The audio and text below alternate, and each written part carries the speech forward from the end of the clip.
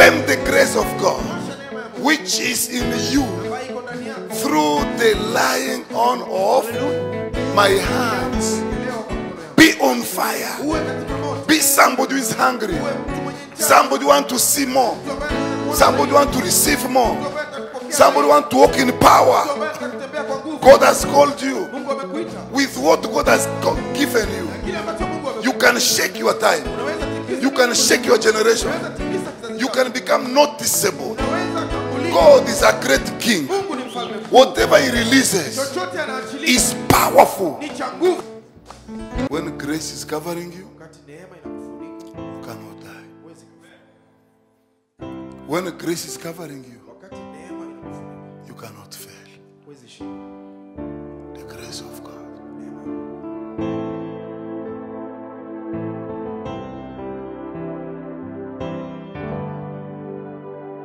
Father, we thank you this morning.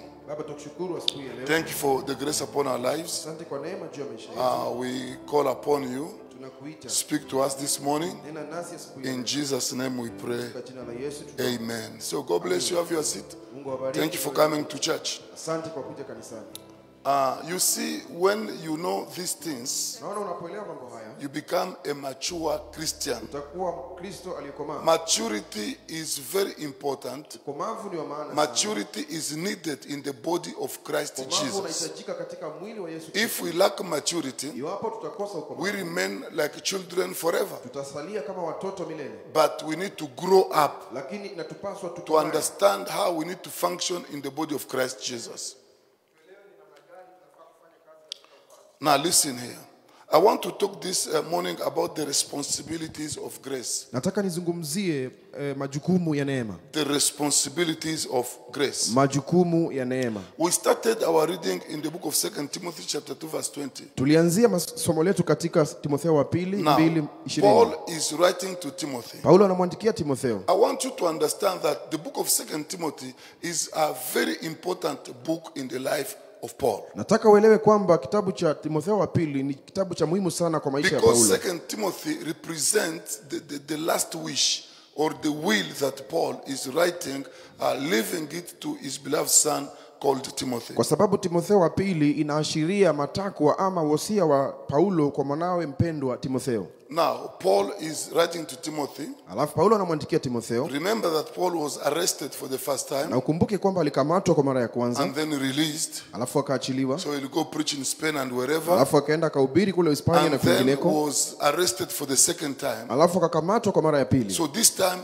is not going to be released. Na wakati huu hakuachiliwa. He is going to be beheaded. Alikatwa kichwa. Now, Paul had already received several visions from God. Na Paulo tayari alikuwa amepata aina mingi ya maono kutoka kwa Mungu. Showing him that the time for his departure was at hand. Ambayo ilimuonyesha kwamba wakati wake wa kuondoka ulikuwa umewadia. So now, when he's writing to Timothy, na wakati anapomwandikia Timotheo, Paul says, I know that the time of my departure is already here. Paulo anasema tayari nafahamu muda wangu wa kuondoka umefika. Give us 2 Timothy chapter 6. Tupatie Timotheo wa pili chapter 4 verse 6. 4 mstari wa 6. 2 Timothy 4:6. Timotheo wa pili 4 mstari wa 6. Okay, there it is. For I'm already being poured out as a drink offering, and the time of my departure has come. So here now, Paul is writing hapa Paulo anaandika this letter, barua hii to Timothy. Kwa Timotheo. And this is the last letter to Timothy. Na hii ndio barua ya mwisho kwa Timotheo. So Paul took Timothy and nurtured him. Kwa hivyo alimchukua Timotheo na akamlea. So Timothy was like a son to Paul. Na Timotheo alikuwa kama mwana kwa Paulo. And he loved him so much. Na alimpenda sana. So now he's writing to Timothy. Kwa hivyo anamwandikia Timotheo That in a large house, kwamba katika nyumba kubwa there is not only vessels of gold, sio vyombo vya dhahabu peke yake ambavyo but there are vitapatikana, different kinds of vessels. lakini kuna vyombo vya aina tofauti tofauti. Gold, there is gold. Kuna vyombo vya dhahabu, silver, kuna vya fedha, woods, vya mbao, and also clay. na pia vya udongo. And then he goes on. Alafu anaendelea. But you can desire to be gold. Lakini wewe waweza tamani kuwa dhahabu.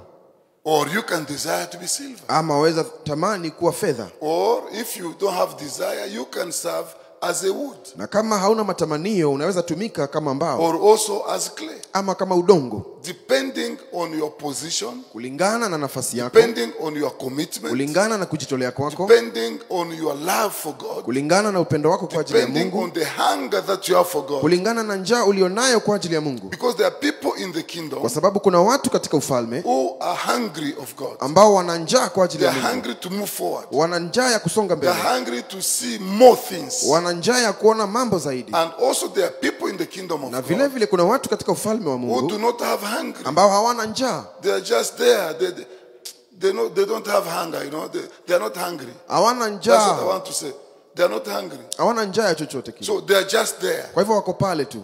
Bwana asifiwe. Amina. But they are in the kingdom. Lakini wako katika Now ufalme. Paul says Paulo anasema it depends on you. inategemea na wewe. How far you go in this kingdom Umbali utakapoenda katika ufalme is huu in your hands. itategemea na iko katika mikono yako. Your commitment Kujitolea kwako will decide kutaamua how far you go ni umbali and gani what you utaenda, get kile in utapata this kingdom. katika ufalme huu. So things do not just happen as magical. Kwa hivyo mambo hayafanyiki kama sarakasi. So here the responsibility that you have as a believer matters. Na hapa jukumu lako kama mwaminio ina muhimu sana. So the responsibility, the commitment that you have decide how far you go in this kingdom. Jukumu lako na hali yako ya kujitolea itaamua ni umbali gani utaenda Because katika ufalme when huu. God gives you grace, He gives you favor, He makes you lovable. Kwa sababu Mungu anapokupatia neema, anakupatia kibali na anafanya upendeke. He makes you acceptable. Anakufanya ukubalike. Now it is now up to you. Na sasa ni juu yako. What motivation do you have? Do you feel motivated? Je, unahisi Do you feel like moving forward? unahisi kusonga mbele? Do you feel like somebody tired? Unahisi kama mtu Do you aliyechoka? feel like sitting down? Unahisi kama kuketi? When the praise team was singing here, Wakati waimbaji walikuwa wanaimba, I was in the office. ilikuwa ofisini. I could not feel that power. You know, they were singing like people were tired. They are coming from a very long journey. Wametoka katika safari ndefu sana. I'm a pastor. And my work is to teach. If I teach, if I sinned, I've not sinned. Parmenas was there singing with his people. Like people were tired, coming from very far, I don't know, from Bungoma on foot. So they are coming Nairobi. You know, the church must be vibrant. Can we say amen? Amen? The church must be what? Vibrant. When you stand here, this place must shake. Can we say amen? This place, people must sweat. Look at you. Have you sweated? Je, umetoka jasho? Nobody is sweating. Hakuna hata mmoja aliyetoka jasho. And then you leave this place. Oh, tulienda kumwabudu Mungu. You must sweat. Lazima utoke jasho. We are Pentecostals. Sisi ni wa Pentecost. We sing. We dance. We jump. Tunaruka. Beno Mission. Do you know Beno Mission? So we don't do things like religious people. Tusifanye vitu kama We don't do things in the same way every day. Today we come, we do things in different way. The other day we come, we do things in different way. So we come before God. We must feel that we came before God. Tukija mbele ya Mungu lazima tuhisi tulikuja mbele ya Mungu. Ama namna gani? So Paul is not telling Timothy that you are gold. Paulo amwambia Timotheo No, no. wewe ni dhahabu.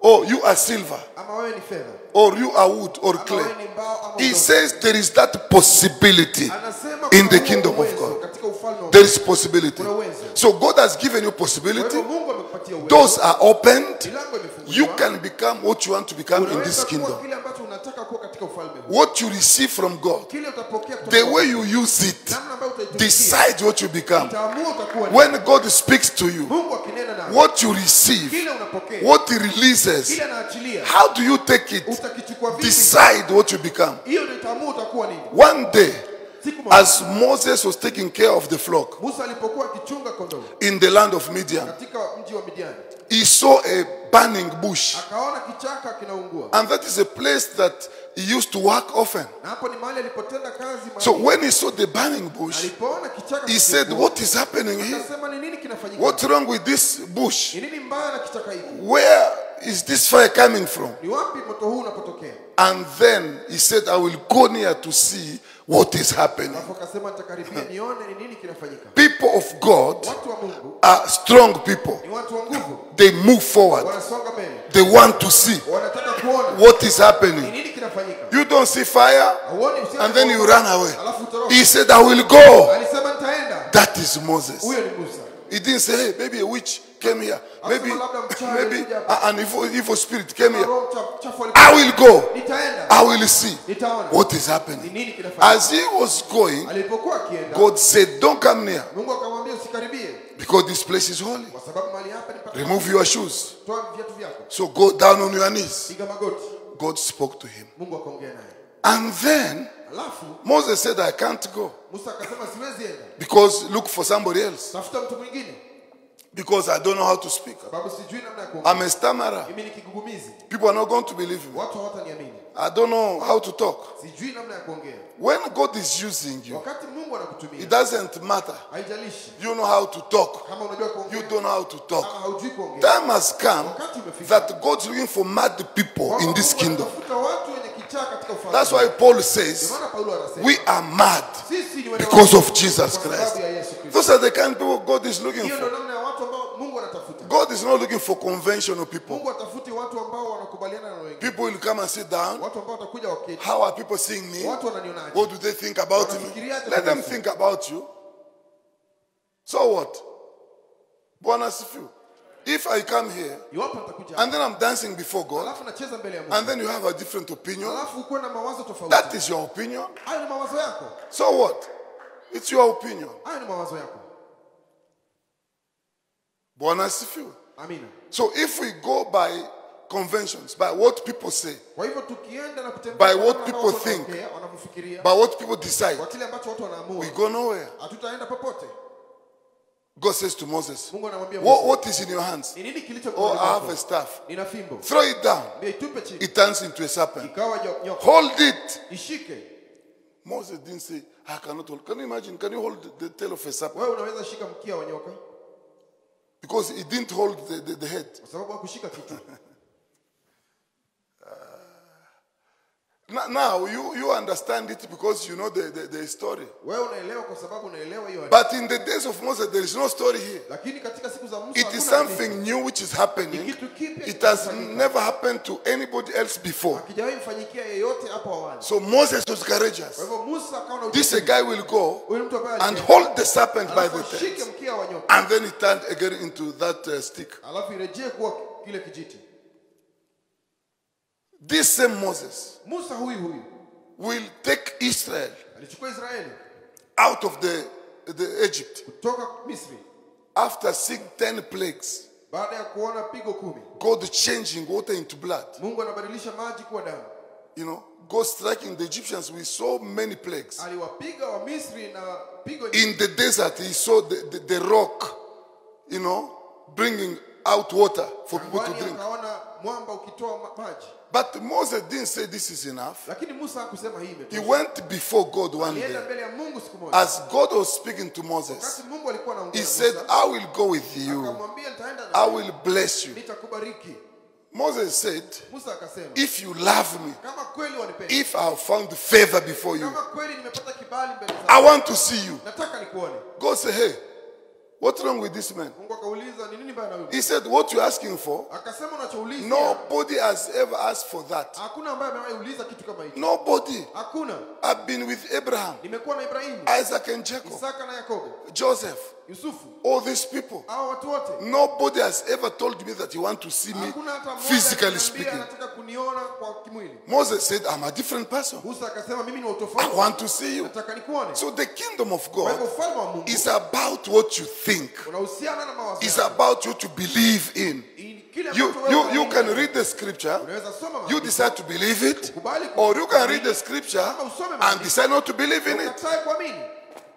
Some people, when they read this Bible, Kwa wengine wanaposoma they Biblia, say it's just a historical book. wanaona tu ni kitabu cha historia. But to other people, this is not a historical Lakini book. kwa wengine hiki sio kitabu cha historia. Bwana asifiwe. Amina. To other people, this Bible is alive. Kwa wengine Biblia hii iko hai. This is the word of God. Ili ni neno la Mungu. It has power to change and transform. Ina nguvu za kubadilisha. So what you believe Kwa hivyo kile unachoamini happens to you. kitakutendekea.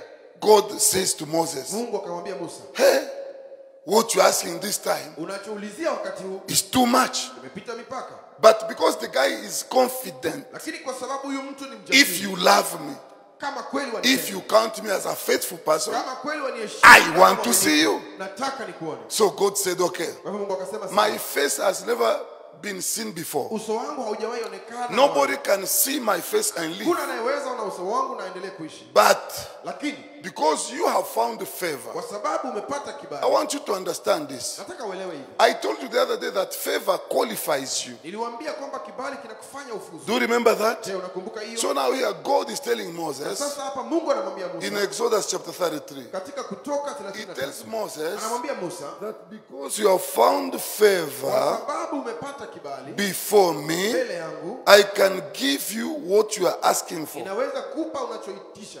Can we see Exodus chapter 33 verse 18? Tusome Kutoka 33 mstari wa 18. Give us ESV, that Bible, that translation, Tupatie tafsiri ya ESV so we can try to go quickly.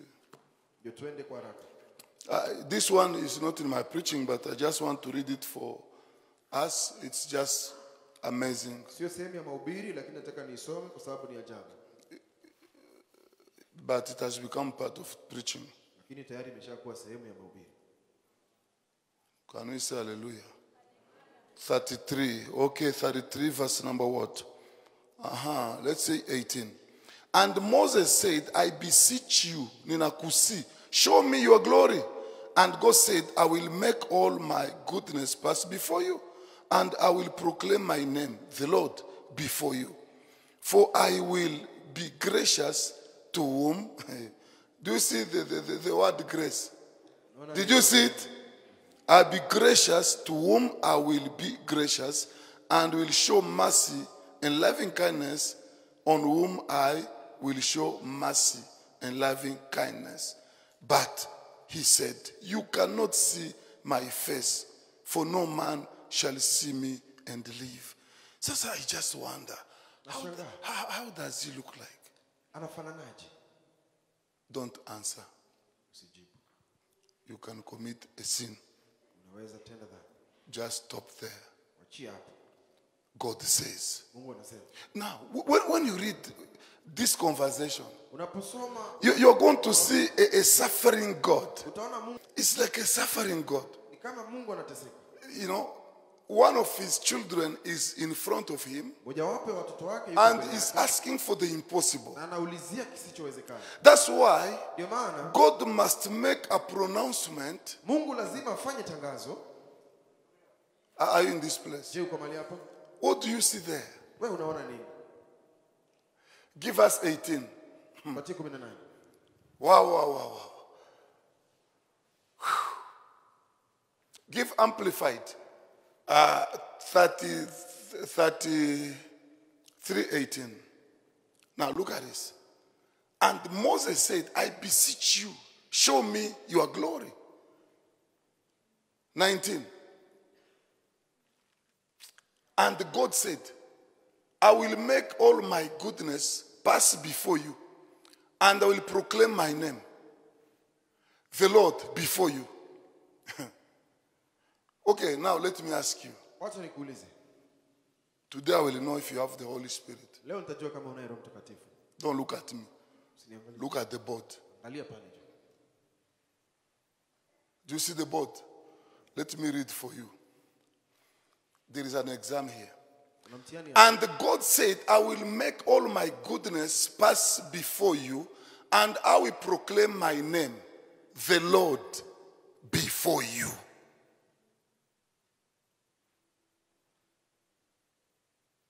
Semicolon. Is it semicolon? No. How do you call that one? Huh? So I'm right.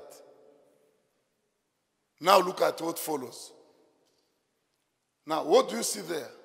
According to you, what is there? Huh? For I will be gracious to whom? Huh? I will be gracious. Why is God saying so? He's amending them. Huh? Very good. I spoke about it during the week, and you grabbed it. God bless you. Amen. You see now, This is an amendment.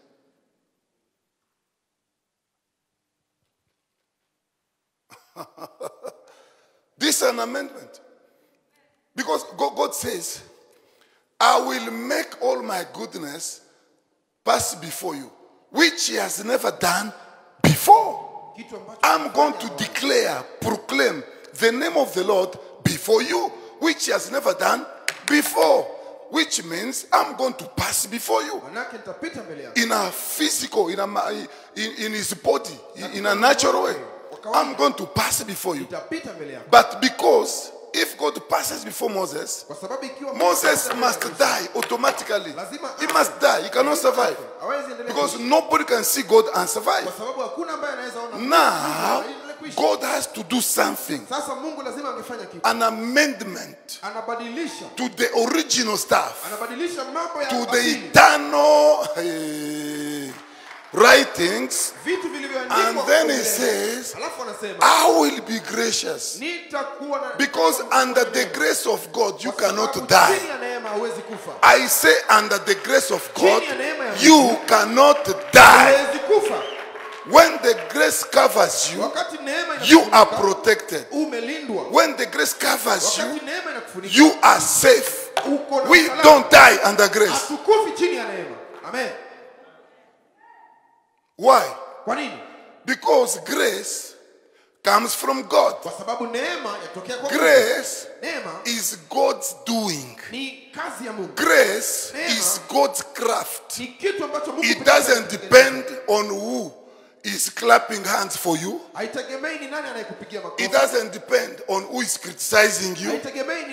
It depends on the giver of grace, and that is God himself.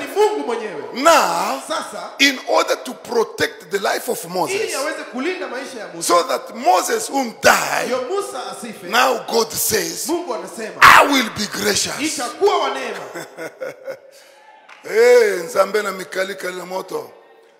You know, and then I will show mercy and kindness on whom I will show. Do you know why? Because God lives by his laws. He's a God of justice. If he says nobody can see me and live, nobody can see him and live. If he says the sin must die, the sin must die.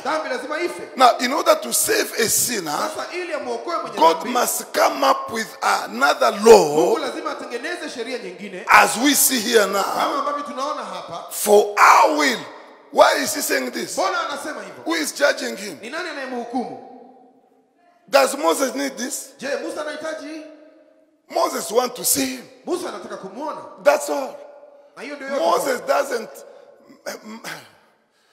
Okay, Moses doesn't care about grace, about kindness, about mercy. You see all these things are written there. Do you see? When you see here, you see there is the word grace. I will be gracious. To whom I want to be gracious. You see, I will show mercy. I will show kindness. On whom I want to show. So now here, God is already now building a structure or building an argument on the basis of which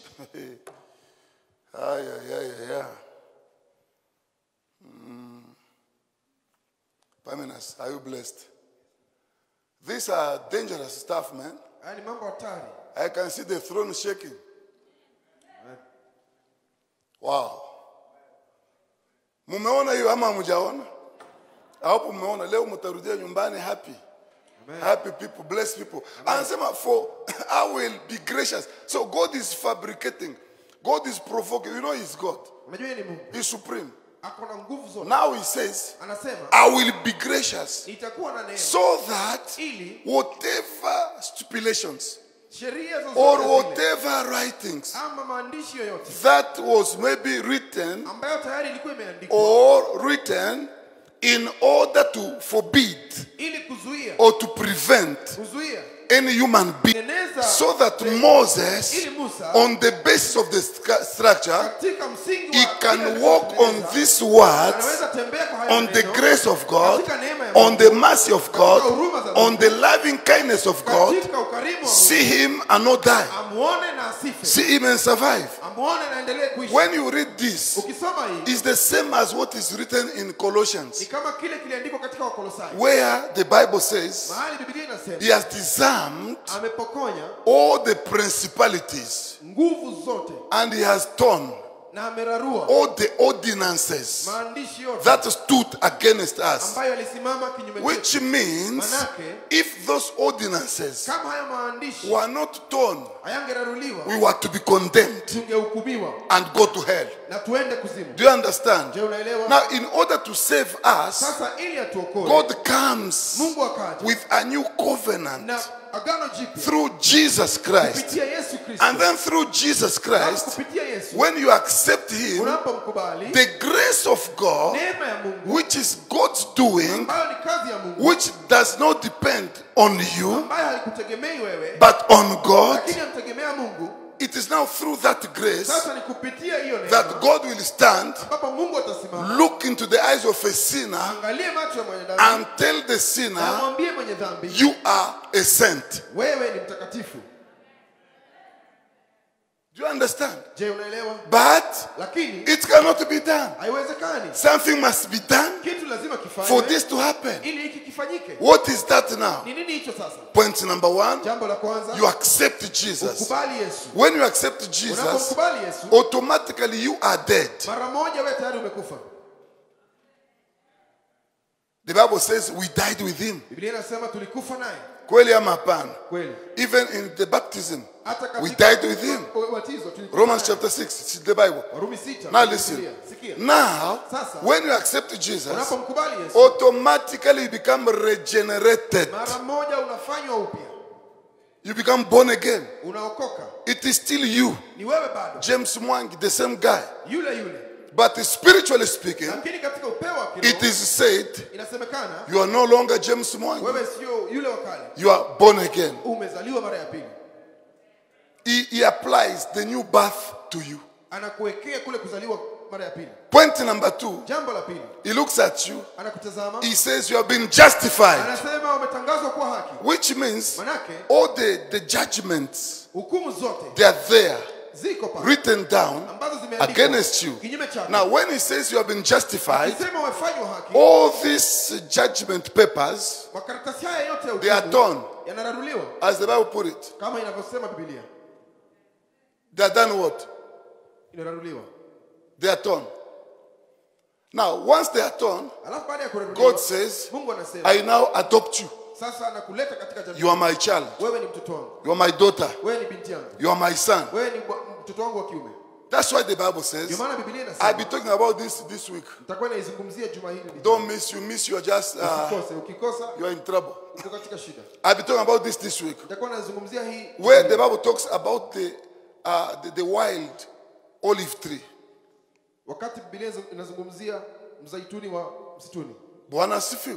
And then God will pick it from there and put it, hunt it, or connect it to the original vine tree. Now, this one from the bush becomes acceptable. We'll be talking about it. I know God's going to take it to a different dimension. Now listen. Why is it that Moses is pushing God to do the impossible? Moses is pushing God to do what he has never done before in the history of human beings. In your time, God can do what has never been done before. In your days, God can do what has never been done before. There is no limitation that you put to God. You cannot tell God you can only do this, you cannot do this one. God can do everything. He is powerful. He is too much. He is the supreme God, the commander-in-chief, the one who decides. the King of Kings Mfalme wa wafalme, and the Lord of Lords. Bwana wa mabwana. Everything, Kila kitu seen and unseen, kinachoonekana na kisionekana bows down kinapiga magoti before him mbele zake and declare he is God. kutangaza yeye ni Mungu. Everything, Kila kitu seen and unseen, kinachoonekana na kisionekana lives kinaishi by his word, kwa neno lake, by his kwa power, nguvu zake, by his grace. kwa neema yake. If he speaks out, Akiongea nobody will, will maybe tell him, why are you saying this? hakuna atakayemuuliza mbona unasema hivi, Or object to what God is saying. ama apinge kile Mungu anasema. So Moses Kwa hivyo Musa didn't put his standard hakuweka on the standard of human beings.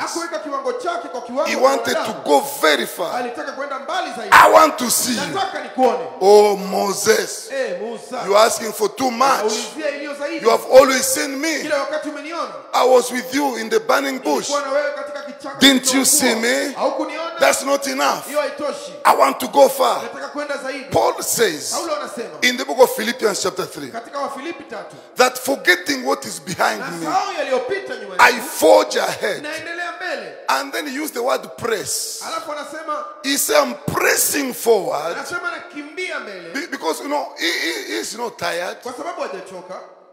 He doesn't say, okay, God, what you have done is enough. Hajasema kwamba Mungu uliyotenda. Paul wants more. Paulo anataka zaidi. He forget what God did yesterday. Anasahau yale Mungu alifanya jana. The miracle of last year. Miujiza, The miracle of last month. miujiza ya mwezi The uliopita. miracle of last week. Muujiza wa juma He said, lililopita. today is a day. Anasema leo ni siku nyingine. I'm pressing forward. Naendelea mbele. I'm looking forward. Natazamia. I want more. Nataka zaidi. I know, God, you did it 10 years Najua ago. ulifanya miaka siku I kumi know you iliyopita. did it 5 years Najua ago. ulifanya miaka tatu I know you iliyopita. did it 3 years Najua ago. ulifanya miaka tatu But iliyopita. I forget what is behind. Nasahau yaliyopita. I want more. Nataka zaidi. So Paul wanted the new things in Kwa the hivyo Paulo kingdom. alitaka mambo He wanted the new levels. Alitaka viwango He vipya. wanted the new relationship with God. Alitaka uhusiano mpya na He Mungu. wanted the new empowerment. Alitaka kuwekezwa kwa New upya. levels of visions. Viwango vipya vya maono. New dimension of walking with Leo God. mpya za kutembea na Mungu. So he didn't stop. Kwa hivyo hakusimama. That's why Ndio maana Paul is writing to Timothy. Paulo anamwandikia Timotheo. He wants him to have the same zeal. Anataka pia kuwa na bidii hiyo hiyo. He tells him, Anamwambia in a large house, katika nyumba kubwa you have different kuna vessels. vyombo tofauti. So you decide which one you Wewe want. amua kile unataka In kuwa. a large Katika house, nyumba kubwa. in the king house, Katika nyumba ya mfalme. the king of kings, Mfalme wa wafalme. in his house, Katika nyumba yake. we have gold. Kuna dhahabu. In his house, Katika nyumba yake. we have silver. Kuna fedha. In his house, Katika nyumba yake. we have wood. Kuna mbao. In his house, Katika nyumba yake. we have clay. Kuna udongo. Now decide, Sasa amua. who do you want to be? Unataka kuwa nini?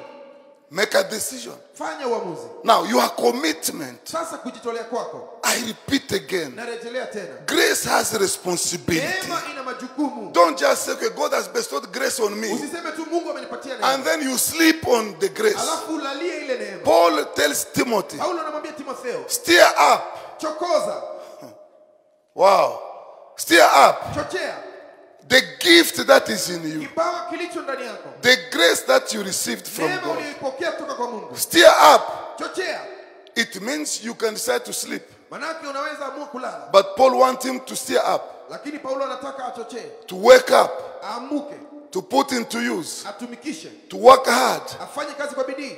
He says, remember Anamwambia kumbuka the hands that were laid on you. mikono iliyowekelewa juu yako. And because of that, Kwa sababu ya hiyo, wow. Give us 2 Timothy chapter 1 verse number 6. Timotheo wa pili mlango wa kwanza mstari wa 6. Look at this. Angalia hii. Resurrection temple. I remember. And if I have a pastor, Nakumbuka na iwapo na like the mchungaji, pastor you have, kama mchungaji ambaye mnaye nyinyi and you fail, na ushindwe, even Satan will mock you. hata shetani He will mock you. atakuchekelea, He will mock you. atakucheka. Look at this. Angalia, For this reason, kwa sababu hii I remind you na kukumbusha to fan into flame. Listen to that. Kupepea, ni kupepea, kuchochea. uchochee. Fan si ile kitu inazunguka. It seems like you have fire. There is fire here. Kama kuna moto hapa, And then you take that, how do you call it? Mama Jael. Ni nini? Kifuniko. Ni mfuniko ya sufuria ama nini?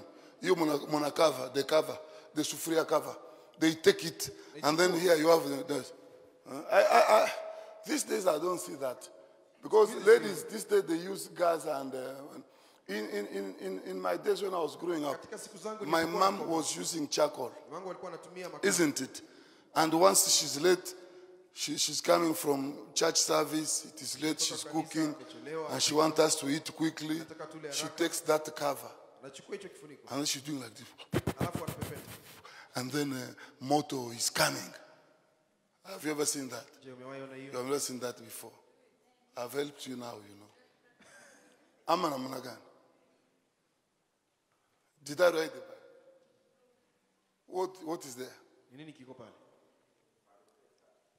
For this reason, Kwa sababu hii I remind you na kukumbusha to fan pepeta into flame. ili iwake. Pana kutembea na bimakala bimewaka moto. Mungu ni wa kimbirimbiri.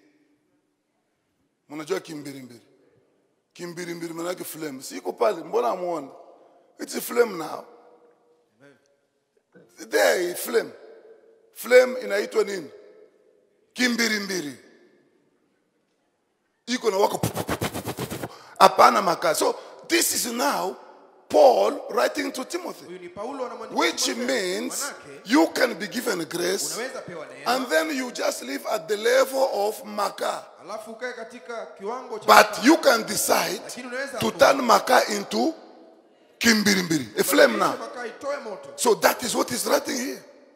Flame the gift of God. Iweke katika Flame the grace of God, osha neema ya Mungu which is in you ambayo iko ndani yako. through the laying on of my Yako hands. kuwekelewa kwa mikono yako. Be on fire. Uwe katika moto. Be somebody who is hungry. Uwe mtu mwenye njaa. Somebody want to see more. Mtu ambaye anataka kuona Somebody zaidi. want to receive more. Mtu ambaye anataka kupokea Somebody zaidi. want to walk in Mtu power. ambaye anataka kutembea kwa nguvu. God has called you Mungu amekuita. with what God has given you. Na kile ambacho Mungu You amekupa. can shake your time. Unaweza tikisa. You can shake your generation. Unaweza tikisa kizazi You chako. can become noticeable. Unaweza tambulika. God is a great king. Mungu ni mfalme mkuu. Whatever he releases Chochote anaachilia is powerful. ni cha nguvu. He is a great king. Yeye ni mfalme mkuu. If you visit worldly kings Ukiwatembelea wafalme wa dunia and they give you something, na wakupe kitu it is powerful, ni cha isn't it? nguvu. When the king blesses you, Wakati mfalme it anakubariki is big and huge. ni kitu kikubwa. But now we are talking here about the king of kings. Lakini hapa tunazungumzia Whatever he releases is great. chochote anaachilia ni kikubwa. Now it is your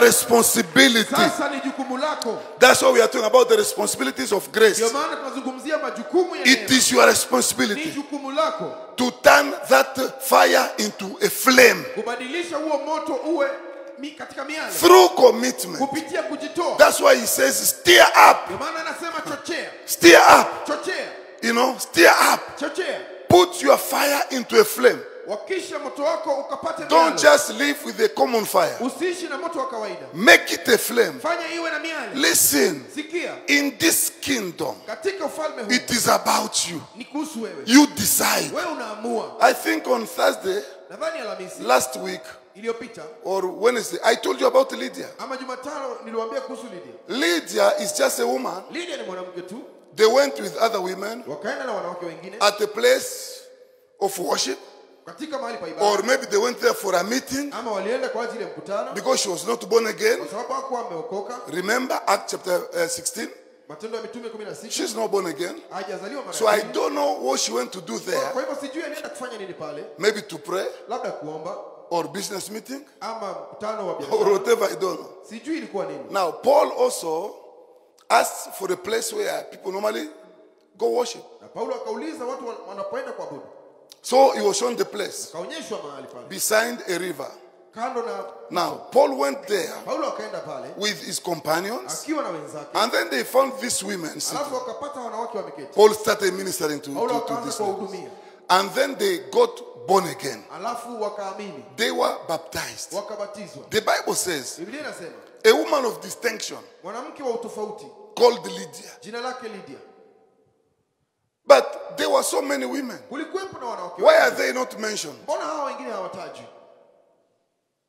Their names are not mentioned. Majina yao The haijatajwa. name of this one is mentioned. Lakini jina la huyu linatajwa. And she's called the woman of Na distinction. anaitwa mwanamke wa utofauti. Today, we have women of distinction in this church. Na wanawake wa utofauti katika kanisa hili. What you do Kile mnafanya will decide your distinction. itaamua utofauti You wenu. are not distinction. You are not a woman of distinction as a label. Wewe sio ati wa utofauti kama jina tu. Huh? It's not a label. sio jina tu. I'm a kibandiko, isn't it?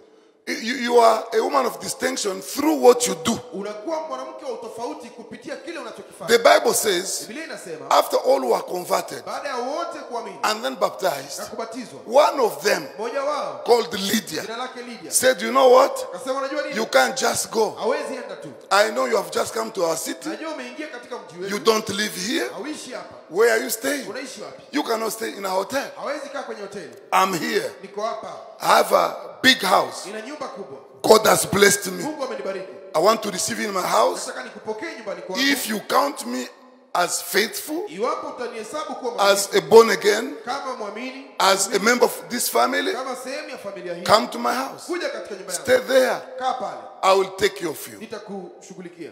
Bwana asifiwe. Amina. So it is her own commitment Kwa hivyo ni kujitolea kwake mwenyewe which made her ndiko kulifanya become a celebrity, awe mtu wa kusherekewa, become noticeable. mtu ambaye alitambulika. Today we read about Leo her. tunasoma kumhusu. In this kingdom, Katika ufalme huu God is not partial. Mungu hana He ubaguzi. loves everybody. Anapenda kila mtu. Your commitment will decide. Kujitolea kwako kutaamua. Your hunger will decide. Jana kiu yako itaamua. You know, the thirst in you will decide. Kiu kilicho ndani yako We kitaamua. have people who go to church, they don't have thirst. They are not Watu thirsty. ambao wanaenda kanisani na hawana kiu. They are already full. Tayari wameshajaa. In the kingdom of God, Katika ufalme wa Mungu. some come for questions. Wengine wanakuja kwa ajili ya maswali. They come there. Wanakuja pale. As you preach, Unapohubiri, they have a red pen. wako na kalamu They nyekundu. sit down Wanaketi. and then they are giving you marks. Alafu sasa wanakupatia alama. It's not about you giving me marks. Haihusiani na wewe kunipatia It's alama. about you what you do in the kingdom. Inahusu kile wewe unafanya. Your commitment to the kingdom. Kujitolea kwako kwa ufalme. Grace means Neema responsibility. inamaanisha majukumu. People have misunderstood grace. Watu wamekosa kuelewa neema. They think grace is just something like that. Wanadhani neema ni kitu tu hivyo They hivyo. think grace is living without order. Wanafikiria neema ni kuishi They bila think grace is mpangilio. living without a program. Wanafikiria ni kuishi bila mpangilio. Grace means responsibility. Neema inamaanisha majukumu. Bwana asifiwe. Amina. So those Kwa hivyo responsibilities, haya majukumu when you use them, unapoyatumia, when you live responsible, unapoishi ukiwa you umejukumika, start doing those things. unaanza kufanya mambo ya hayo. You know what? God told Moses, Mungu alimwambia Musa, on this mountain, katika mlima huu there is a place kuna mahali you don't know. wewe hujui. I know. Ninajua. I will hide you there. Nitakuficha pale.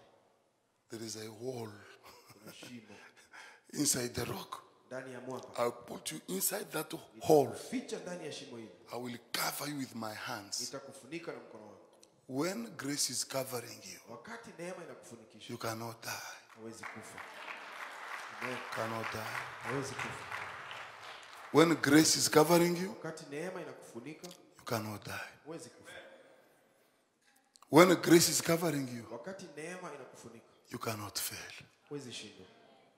The grace of God. Neema ya Mungu. I've never seen anybody Sijawahi ona mtu walking under grace anayetembea chini ya neema and fails. alafu anashindwa. Never. Sijawahi. The impossible becomes possible under grace. Sichowezekana chawezekana chini ya neema. What is difficult becomes easy under grace. Kigumu kinarahisika chini ya neema. Put him in the hole of a rock. Nitakuweka ndani ya shimo, Put his hands. alafu nifunike mkono wangu, And they start passing. alafu akaanza kupita. My God. As he was passing by, Alipokuwa akipita, he was proclaiming alikuwa anatangaza his name. jina lake. My name Jina langu is Yahweh. ni Yahweh. That's my name. Hilo ndilo jina langu. From generation Kuanzia kizazi to hadi generations. kingine.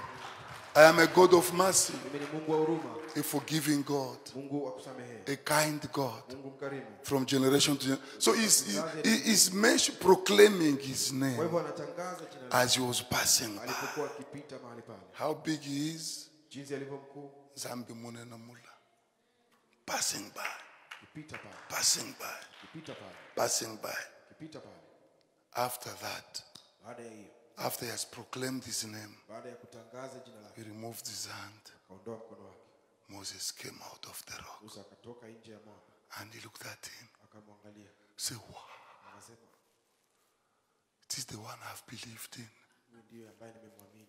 The one I've been serving yule ambaye nimekuwa nikitumikia without knowing. bila ya kujua. So this is him. Hivi ndivyo alivyo. Wow. It's an awesome God. Mungu wa ajabu. Your hunger, Kiu chako, your hunger, njaa yako, your hunger, kiu chako, your commitment kujitolea kwako will decide. utaamua. There is no limit. Hakuna mipaka. It's about you. Ni wewe. Hallelujah. Come and see, come and see, come and see, oh, come and see, come and see what the Lord has done. Come and see what the Lord has done. Come and see what the Lord has done. Come and see what the Lord has done. Mbona mmechoka? Come and see it. Come and see, oh. Hey, come and see what the Lord has done. Come and